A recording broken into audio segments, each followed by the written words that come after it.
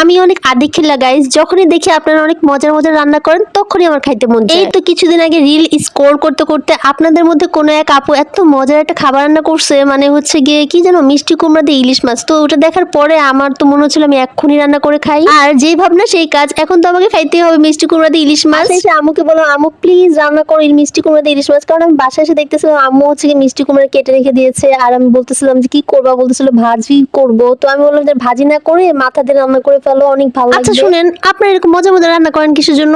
আমার যে দেখলে খাইতে মন চায়, একটু তো দাও তো করতে পারেন, সেটা তো করেন না, শুধু দেখান আর দেখান। আসসালামু আলাইকুম এভরিওয়ান, কেমন আছো তোমরা সবাই? আলহামদুলিল্লাহ আমি ভালো আছি। আসলে ভালো আছি বলে ভুল হবে, আসলে ভালো নেই। যতক্ষণ পর্যন্ত ইলিশ মাছ দিয়ে মিষ্টি কুমড়া না খাবো ততক্ষণ পর্যন্ত আমি ভালো থাকবো না। যখন আমার মাথার মধ্যে ঢুকে যায় যে আমার কিছু খাইতে হবে, মানে যেটা আমার খাইতে হবে তো খাইতেই হবে, রান্না করে যতক্ষণ না খাবো ততক্ষণ আমার দিলে শান্তি লাগে না। সব দোষ মেঘ বৃষ্টি আপুর মানে রিলস যে দেখতেছিলাম, উনি খুব সুন্দর করে ইলিশ মাছ দিয়ে মিষ্টি কুমড়া দিয়ে রান্না করতেছিল। তো আমি চিন্তা করলাম তার আমিও রান্না করে ফেলি। আমি কিন্তু মাকে বিরক্ত তেমন একটা করি না, আমি নিজে নিজে রান্না করা শুরু করে দিয়েছি। প্রথমে আমি ইলিশ মাছের মাথাগুলো নিয়ে নিয়েছি, 4টা মাথা নিয়েছি, আর এগুলোকে আমি ভালো মতো কষাবো। হলুদ মরিচের গুঁড়া লবণ দিয়ে পেঁয়াজ দিয়ে ইলিশ মাছের মাথাগুলোকে কষাইতে হবে। আর ইলিশ মাছে তো আদা রসুন একদমই দেওয়া যাবে না, কারণ আদা রসুন দিলে ইলিশ মাছের কোনো ফ্লেভারই থাকে না।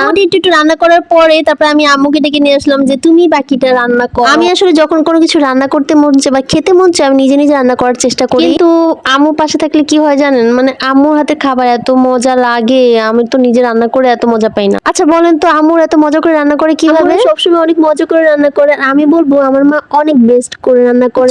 সবার কাছে সবার মায়ের হাতের রান্না সবচেয়ে বেশি সেরা হয়। মিষ্টি কুমড়া সব সময় একটা কিছু দিবেন, সেটা হচ্ছে কালো জিরা। কালো জিরা দিলে কিন্তু মিষ্টি কুমড়ার স্বাদটা অন্যরকম হয়ে যায়, অনেক বেশি মজা লাগে। মাছের মাথাগুলো মিষ্টি কুমড়ার সাথে হালকা করে কষিয়ে তারপর উঠিয়ে রেখেছি, কারণ হচ্ছে কাটা কাটা হয়ে যাবে, আর কাটা কাটা তরকারি আমি একদম খেতে পারি না। কারণ এই তেলের মধ্যে যে মাছের যে ফ্লেভারটা ছিল সেটাতে আমি হচ্ছে মিষ্টি কুমড়াগুলো ভালো মতো ভেজে নিচ্ছিলাম, আর একটু পানি দিয়ে কষাচ্ছিলাম, আর একটু লবণও দিয়ে দিয়েছিলাম। এখন তো আমার সব সময় কম বেশি হয়েই যায়, এটা একটু হালকা একটু চিনি দিলে আরো বেশি মজাদার লাগে। গাইস তোমরা যারা অবশ্যই মিষ্টি কুমড়া রান্না করো তারা অবশ্যই হালকা একটু চিনি দিয়ে রান্না করবে, দেখবে যে অসাধারণ মজা। এই চিনিটা কিন্তু আমি একটু লুকায় লুকায় দেই। আবার হচ্ছে আম্মু আমাকে বলছে যারা হচ্ছে মিষ্টি কুমড়া, যাদের বাতের প্রবলেম থাকে, তারা যদি মিষ্টি কুমড়ার তরকারিটা একটু চিনি দিয়ে রান্না করে তাহলে কিন্তু বাতের প্রবলেম হয় না, এটা নাকি মুরব্বিরা বলে। আমার নানু নাকি আম্মুকে এই কথাই বলতো, সো আম্মু আমাকে আজকে এই কথাই বলেছে, তাই আমি চিন্তা করলাম তো মিষ্টি কুমড়া আমি সবসময় লুকিয়ে লুকিয়ে চিনি দিই, আজকে আম্মু যখন বলতেছে দেখিয়ে দেখিয়ে দিয়ে দিই। মিষ্টি কুমড়া সিদ্ধ হতে কিন্তু মোটেই তেমন একটা টাইম লাগে না, 5 থেকে 6 মিনিট লেগেছে আমার মিষ্টি কুমড়া সিদ্ধ হতে। তারপরে হচ্ছে সিদ্ধ হয়ে গেলে আমি মাথাগুলো সুন্দর করে সাজিয়ে সাজিয়ে দিয়ে দিয়েছি যাতে ভেঙে না যায়। আর এই পর্যায়ে যখন আমি মাথাটা দিলাম তখন হচ্ছে কি আলাদা একটা ফ্লেভার আসতেছিল মিষ্টি কুমড়ার সাথে হচ্ছে ইলিশ মাছের মাথা, উফ কি যে মজা। তো গাইস মিষ্টি কুমড়া দিয়ে কিন্তু